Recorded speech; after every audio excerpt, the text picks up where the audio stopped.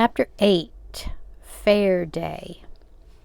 On the 9th of September, the sun came up with a special glory. The air was deep and clear and full of blue light, the way it often is in September, and now and then the wind moved a little. There was a huge feeling about this wind, though it moved so slightly. It was as if it came from far away through a door that was open into another space. Garnet woke up early. Before she was quite wide awake, she lay with her eyes closed, half afraid to look for fear it might be raining. But even with them closed, she knew it was going to be all right because the color behind her lids was clear and rosy, and she knew the sunlight lay upon them. And she heard crickets in the meadow and a fly buzzing against the screen and somebody whistling outside, so it was all right, and she opened her eyes. Oh, what a day! She held up her arm in the sunlight. All the little hairs on it glittered like fine gold, and her closed fingers were ember-colored as if there were a light inside them. She kicked off the blankets and pointed her foot into the sunlight, and her toes were ember-colored too, though not so much as her fingers. She yawned and stretched and gave a sudden leap that brought her out of bed. Without waiting to put on a bathrobe, she ran out of the room and down the stairs, which were uncarpeted and hollow-sounding like drums. Bang went the screen door at the bottom, and Garnet was halfway across the lawn, racing towards a small pen that stood by itself. Eric had built it especially for Timmy. "Timmy," called Garnet. "Lazy Timmy, it's time to get up." But Timmy had been awake for ages and came lolloping over to the fence rail looking interested and hungry. He was quite big now, and his coat was very stiff and fine. He stood well and looked as if he could take care of himself no matter what happened. Every day for several weeks, Garnet had been training him to walk and stand like a prize hog. Mr. Freebody had showed her how to steer him along with two little boards, and how to make him stand neatly with his two front hoofs together. Garnet scratched Timmy's back with a twig, and he leaned against the fence with his little eyes half closed, grunting softly with pleasure. "Today you must remember everything I've taught you," Garnet told him. "You are going for a long ride in a little crate that you won't like much. And then you'll be taken into a big sort of shed and put into a pen by yourself. But there'll be lots of other pens there, with pigs in them too, so you can make friends and not be lonesome. Then by and by some men will come and look at you, and you must walk right and stand right, just the way I showed you, and maybe you'll win a lovely blue ribbon." Timmy twitched his little tail that was all curled up like a pretzel. Then he rolled over on his back so that she could scratch his stomach. "Garnet," called Mrs. Linden from the house, "you come in and get dressed this minute." It was rather chilly, with nothing on but a nightgown. Garnet wrapped her arms around her cold self and hurried to the house. "Will he win a prize, Mother, do you think?" she asked. "I shouldn't wonder, darling," said her mother. "He's a changed pig since you took him in hand." Garnet went up to her room and dressed with care. She put on the blue dress and shoes, but not the strapped ones. Those she would never wear again. She braided her pigtails so tight they hurt her, and scrubbed her face till it had a shine like shellac. Then she went down to the kitchen, where she could hear bacon hissing and sputtering in the frying pan. The whole family was going to the fair, and they were all dressed up for the occasion. Jay and Eric both had straight hair for once. They had used so much water on it that there were little trickles at the back of their necks. And Donald had to eat his breakfast in one of Mrs. Linden's aprons so that he would be sure to leave the table without oatmeal decorations. Garnet thought her mother looked wonderful. She had on a flowered dress, and her hair was different. Mr. Linden looked fine, too, in a dark suit and a collar that hurt him. Garnet's stomach felt as if there were a pinwheel inside of it, turning and spinning a shower of sparks. She said so to her mother. "It's excitement," said Mrs. Linden calmly. "Excitement and emptiness. Eat your cereal." "Oh, Mother," groaned Garnet, "I can't. "Yes, you can, darling," insisted her mother heartlessly. "You can't leave the house till you've finished every spoonful." Garnet plowed through the cereal grimly. "It's like eating Boulder Dam," she grumbled, but she finished it.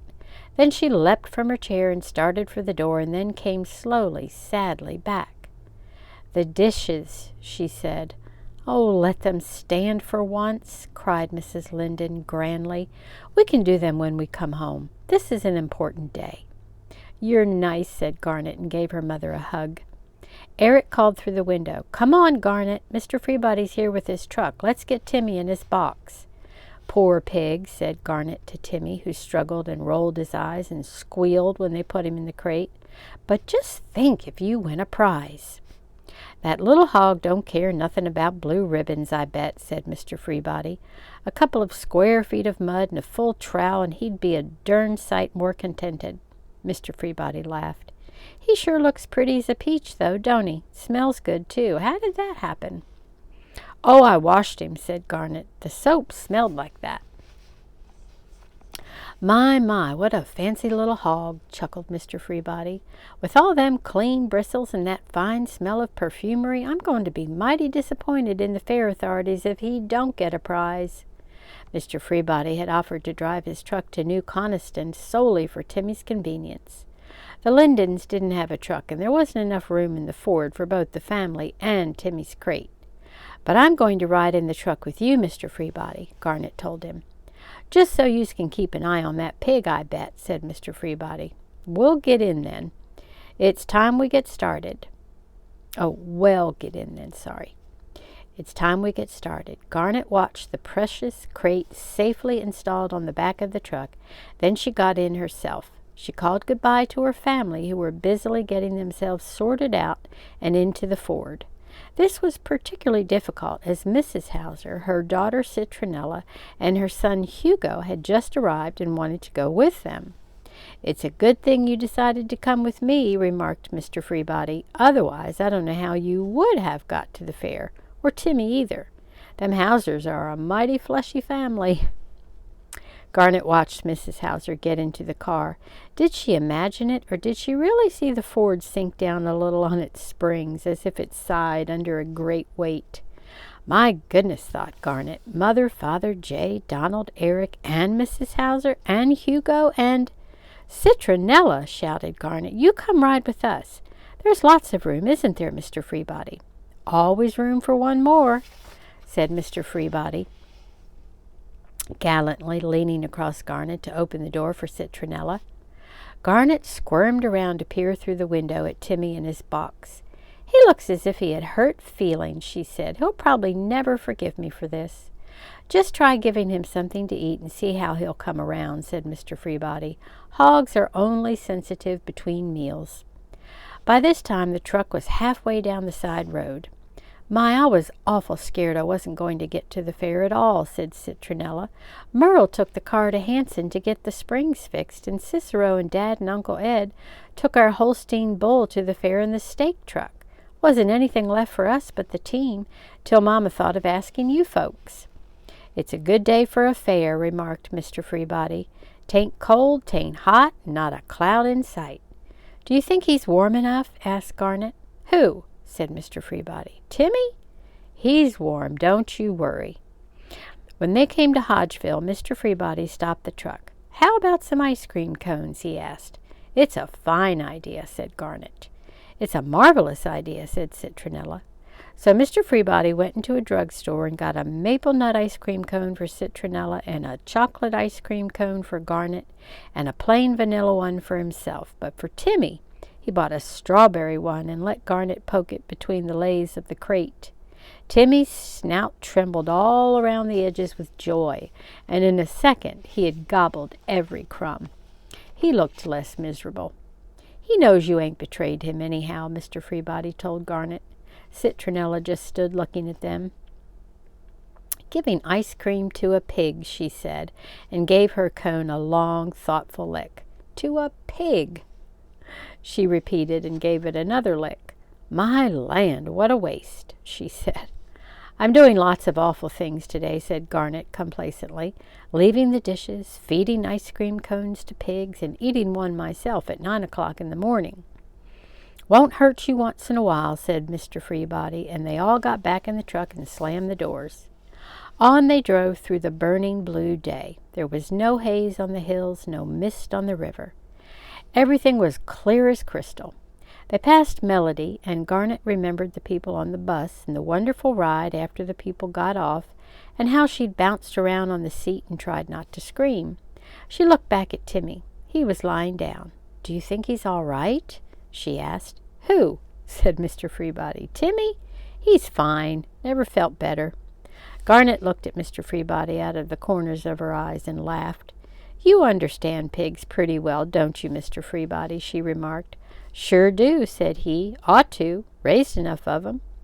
Now they could see New Coniston on its hills. Garnet felt the pinwheel in her stomach again. They drove past the little shabby homes and on through the main street with its big important stores and the dime store where Garnet had bought her presents. Past the park with the fountain and on to the outskirts of the city where the fairgrounds were. Then they drove through the wide gates into the new gay world of the fair, which, like a magic city in a story, had sprung up overnight. It was a whirling, jingling, bewildering collection of noise and color and smell. Everything seemed to be spinning and turning. Merry-go-rounds, the Ferris wheel, the whip cars. There were dozens of tents with peaked tops and scalloped edges, and little colored flags flying from them. Citronella grabbed Garnet, and Garnet grabbed Citronella, and they bounced up and down, shrieking with excitement. Mr. Freebody was calmer. "I always like a fair," he said.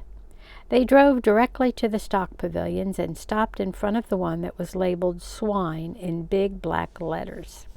The man in charge of it was fat and kind-looking. His name was Fred Lemke. He and Mr. Freebody carried the crate in, opened it, and put Timmy in a nice clean pen with hay on the floor.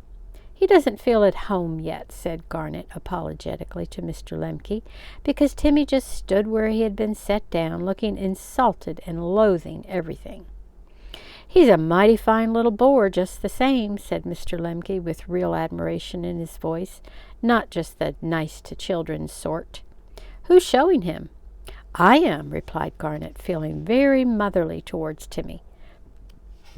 Mr. Lemke took a notebook from his pocket and a pencil from behind his ear and asked Garnet her name, and all about Timmy. Then he put a sign above Timmy's pen that said, "Class 36, boar under 6 months, breed, Hampshire, owner, Garnet Linden." Garnet read the sign over 3 or 4 times to herself. Then she turned to Mr. Freebody. "Am I supposed to stay and watch him?" she asked. "No, no," replied Mr. Freebody. "You 2 little girls go on out and enjoy yourselves. You've got hours before the judges come. 3 o'clock they'll be here, and see that you get back in time." "I don't know how I'll ever wait till 3 o'clock, sighed Garnet. But in the next minute she had forgotten all about time and waiting. There were dozens, hundreds of things to see and do. First, they looked at all the other pigs in the shed. There were several others in Timmy's class, some bigger than he, and some more important looking. Garnet and Citronella examined each one with anxiety. "Well, anyway," said Garnet, "I bet Timmy's got the nicest nature. He's the handsomest, too," said Citronella stoutly. The place was full of pigs. There were many different breeds with high-sounding names like Poland China, Chester White, and Duroc Jersey. There were grumpy-looking hogs and sows with litters of pigs, all different sizes. In one pen there was a whole group of baby ones fast asleep. White as thistledown they were, with pale pink ears and little turned-up snouts. It didn't seem possible that they would someday grow up to be boisterous, bellowing, bad-mannered pigs. In another pen, near the front of the shed, there was a prize hog, black and thundery, and big as a grand piano. On the sign above him were pinned the ribbons from past fairs, all blue. The whole shed resounded with the snorts, grunts, squeals, and grumblings of pigs conversing. "How rude they sound," said Garnet, "as if they never said nice things to each other, but just scolded and snatched, and told each other to get out of the way." The cattle pavilion seemed very quiet and respectable after that. There was almost no noise. Cows stood in stalls on either side of the shed with soft, dull eyes and jaws moving patiently. There were little calves with pink noses and magnificent, dangerous-looking bulls. Garnet and Citronella stopped in front of the Hauser's Holstein, staring admiringly. He was massive and beautiful, with his shining black and white coat. Mr. Hauser came and stood beside them with his hands in his pockets. "Looks pretty good, don't he?" remarked. "He chased me once," said Garnet rather proudly. "I was pretty scared." "Yes, and who saved you that time?" asked someone, giving one of her pigtails a jerk. Garnet turned around. Of course it was Mr. Freebody.